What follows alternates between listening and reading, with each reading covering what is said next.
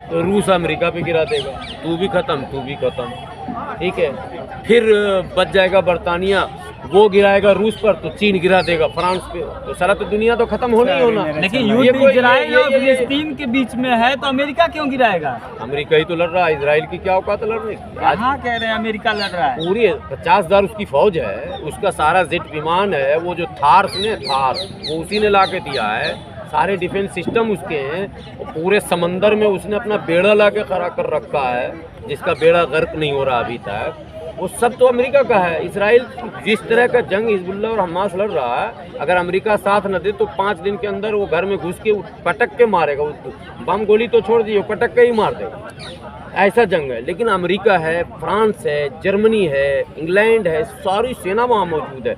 जैसे इराक पर 42 देश की सेना ने आक्रमण किया था, वैसे ही हमास और हिजबुल्ला पर भी तकरीबन 12 या 13 देशों की सेना, उनके तमाम हथियार बारूद सब हैं लगातार, लेकिन उसके बावजूद जंग 13वें महीने में प्रवेश कर चुका है। लेकिन आप जो ये सर बयान दे रहे हैं, सोशल मीडिया पर आपके बयान चलते हैं, तो उसमें तमाम कमेंट आते हैं। उसमें कमेंट में आपको बताने की कोशिश करूंगा, उसमें कमेंट आता है कि इजराइल जो है वो तमाम मुस्लिम देशों को दौड़ा दौड़ा के मारेगा। इब्तिदाए इश्क में रोता है क्या, आगे आगे देखिए होता है क्या।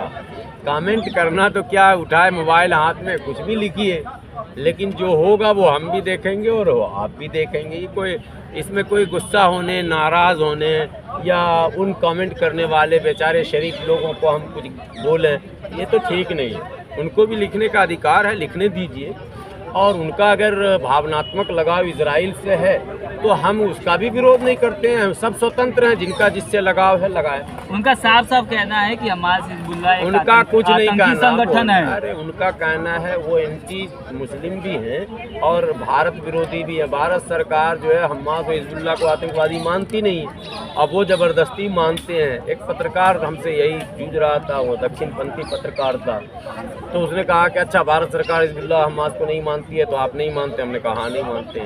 तो हमने कहा कि अमेरिका आतंकवाद की जननी है, बोला भारत सरकार तो ये भी नहीं मानती है, तो आप कैसे मानते हैं?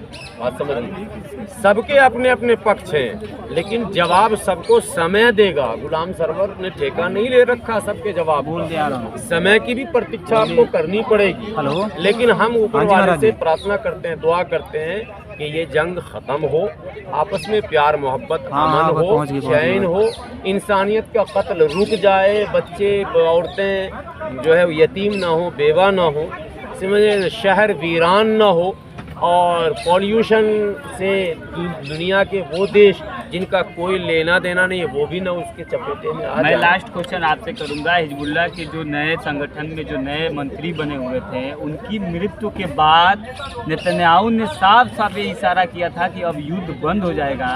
उसके बाद से ईरान ने उनके घर पर ड्रोन हमला किया। नहीं, ईरान ने नहीं किया है, वो तो हमास ने, हिजबुल्लाह ने किया है। आप घुमा फिरा के कहिएगा कि ईरान ने किया है तो फिर रूस भी बोल दीजिए।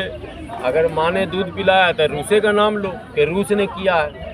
तो बड़का बॉस का तो नाम लेते नहीं हो, छोटका बॉस का नाम लेते हो। नहीं, लेकिन ईरान में साफ साफ देखने को मिला कि ईरान इन्वॉल्व हो चुका है। ईरान एक दुनिया में, एशिया में उभरता हुआ देश है, उसने बहुत सारे टेक्नोलॉजी में आत्मनिर्भरता प्राप्त किया है। जैसे उसका ड्रोन सिस्टम अपना जो स्वदेशी है उसका इस्तेमाल खुद रसिया कर रहा है, ये आप लोगों को पता है, और उसने बहुत सारे मिसाइल अपने देश में बनाए। तो कुल मिला के उसका सब मामला फिट है, जो होगा देखा जाएगा।